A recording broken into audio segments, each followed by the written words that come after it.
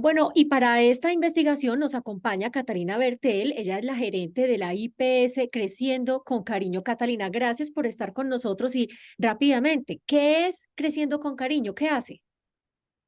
Bueno, muchísimas gracias por esta invitación. Espero aportarles mucho a su trabajo.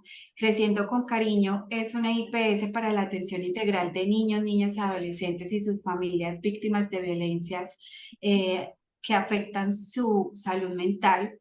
Inicialmente nacemos con ese propósito de atender única y exclusivamente las víctimas que por cualquier motivo relacionados con diferentes tipos de violencia se veían interferida su salud mental.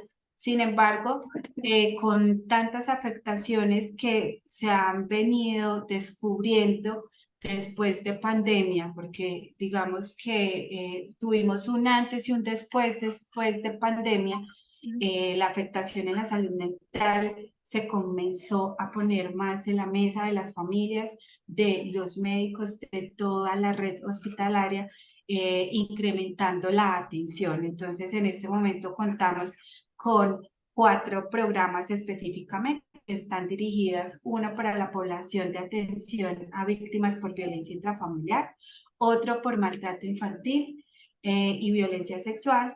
El otro programa es para niños menores de 14 años con comportamientos inadecuados que no son propios a la edad desde el orden sexual y comportamental. Y el de salud mental que recoge otro tipo de trastornos que no están asociados a la violencia. Tocabas un punto muy importante y es la pospandemia.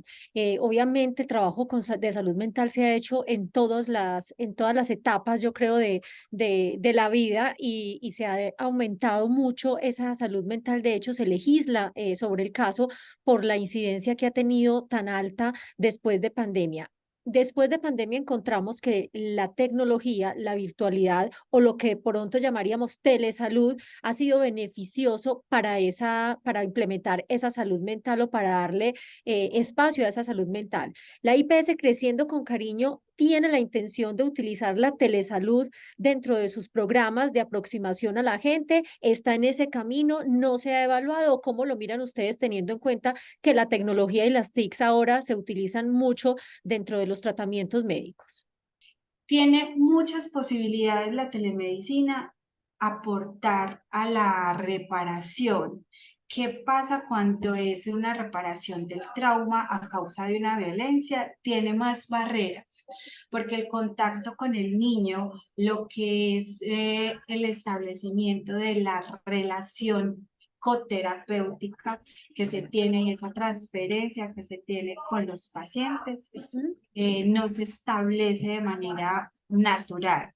En el caso Sí. de la tranquilidad que pueda sentir la gente, por ejemplo, nosotras dos estamos teniendo aquí una conversación que es de por sí cálida y que puede dar confianza porque además, si yo fuera la persona que estuviera abusada o teniendo algún tipo de violencia o algún tipo de problema de salud mental, si yo estoy dentro de mi espacio, puedo tener un poco más de confianza y el terapeuta puede llegar de pronto a mí. ¿No puede ser también una de esas, utilizarse eso como ventaja, el sentirme en un lugar mío seguro?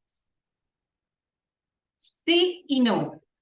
En salud mental, vamos a hablar del programa de salud mental. El programa de salud mental como tal, cuando la afectación de su salud mental no tiene que ver con una violencia, se establece un vínculo mucho más sano con el coterapeuta, Ujú. ¿cierto? Con el terapeuta y se puede hacer todo el proceso terapéutico a través de la telemedicina, además de que hay una voluntad del paciente. Sí. ¿Qué pasa cuando el paciente es referido por una afectación por una violencia? Tenemos que asegurar que el niño o el adolescente o el adulto se encuentre en un lugar solo, que no tenga presión, porque nuestra historia clínica hace respaldo a todo lo que es el área de justicia y de protección. Entonces, digamos que hay unas ventajas que nos acerca al servicio a algunos usuarios, pero también puede ser una barrera que se nos presenta cuando son víctimas de violencia. Si la IPS, que es uno de los objetivos que nosotros estamos investigando y haciendo este rastreo, si la IPS considera que sanando esas barreras, la telemedicina o la teleasistencia, la telesalud, porque hemos encontrado varios términos y encontramos muchas similitudes en esto, considera que es completamente pertinente por acortar distancias. ¿Qué tan viable económicamente es para una IPS como la de ustedes, por ejemplo, implementar todo para lograrlo? Es decir, tendrían que hacer una inversión muy alta, tendrían que hacer muchos cambios tecnológicos. Eh, la resolución 2654 de 2019 establece las disposiciones de la telesalud y los parámetros prácticos que tenemos que asegurar cada quien use la telesalud. ¿Por qué? Porque tenemos que tener el uso, obviamente, del profesional, uso médico tecnológico, que es las historias clínicas. Entonces, digamos que la telemedicina no se puede establecer por un mito que nosotras dos creemos, Ujú. sino que tiene que ser a través La de plataforma una especial. plataforma que esté enlazada a su historia clínica, asegurando la calidad y la seguridad de la información y la calidad y la seguridad de los datos. Por eso es muy importante revisar cómo en cada una de las instituciones se está llevando a cabo la telesalud, porque es que telesalud es la gran sombrilla que nos cubre teleeducación, que es el PIP, que es el acercamiento a las familias, el poder llevar conocimiento de cómo cuidarnos y cómo estar por fuera de la enfermedad, ¿cierto?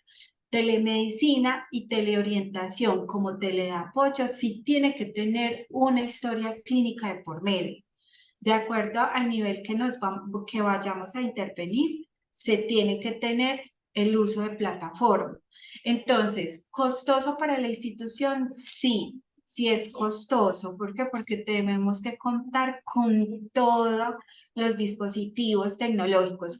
Nosotros tenemos una experiencia y es 2023. 2023 tuvimos un aumento en la remisión de pacientes con necesidad psiquiátrica. Nosotros somos priorizados para niños, niñas y adolescentes.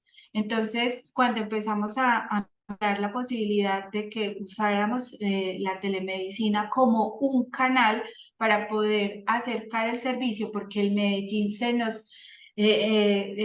no Oh, teníamos capacidad profesional, o sea, nos quedamos sin psiquiatras.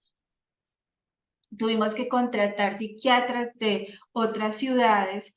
Empezamos a ver cómo la barrera tecnológica, sobre todo con niños y adolescentes, se comienza a ver en los efectos terapéuticos. Entonces, ¿qué tuvimos que hacer? Una telemedicina mixta, asistida. Entonces, ¿qué quería decir eso? Contar con un espacio, un consultorio debidamente dotado, un auxiliar administrativo en salud que ujú. acompañara a la familia para que hiciera esto, para que pudiéramos conectarnos, asegurar que el niño iba a ser bien pesado, bien medido, que el niño estaba concentrado con cámara, que mamá y papá estaban concentrados en la telemedicina, porque tuvimos esa experiencia de que se les daba el link, ellos se conectaban de otras formas a través de su casa, pero entonces recibían la telemedicina en pijama, Claro. acostados, el niño dormido, sin una pesa, sin una simetría para poder decir cuánto mide. Entonces, eso encarece la consulta. Podría decir para terminar y darte las gracias por este espacio, que el ideal puede ser una telemedicina o una telesalud muy bien manejada, algún espacio presencial si es posible, y ese mixto o híbrido, como llamamos también en algunos casos, ideal para ayudar en cualquier tipo de terapia, en este caso que estamos hablando de la salud mental.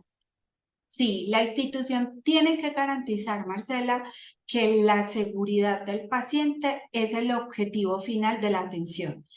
Y no, y tenemos que asegurar que el paciente es quien está siendo atendido y no el profesional. Entonces, de eso se trata, que la institución tenga los recursos, si va a utilizar la telemedicina, que lo haga de una forma adecuada. Y vemos cómo cada vez más la utilizamos, pero que finalmente se nos está convirtiendo en un mal uso. ¿Por qué en un mal uso? Porque los usuarios no tienen educación para recibir la telemedicina. Entonces, ahí nos toca a las instituciones hacer el esfuerzo de atender consulta mixta en telemedicina para asegurar la seguridad del paciente, valga la redundancia. Claro que sí, le agradecemos mucho con ese último llamado importante que se está haciendo desde la IPS Creciendo con Cariño a su gerente Catalina Bertel por haber estado con nosotros y darnos las luces que necesitábamos en este trabajo de investigación. Catalina, muchas gracias, feliz tarde. Muchísimas gracias a ustedes. Hasta pronto.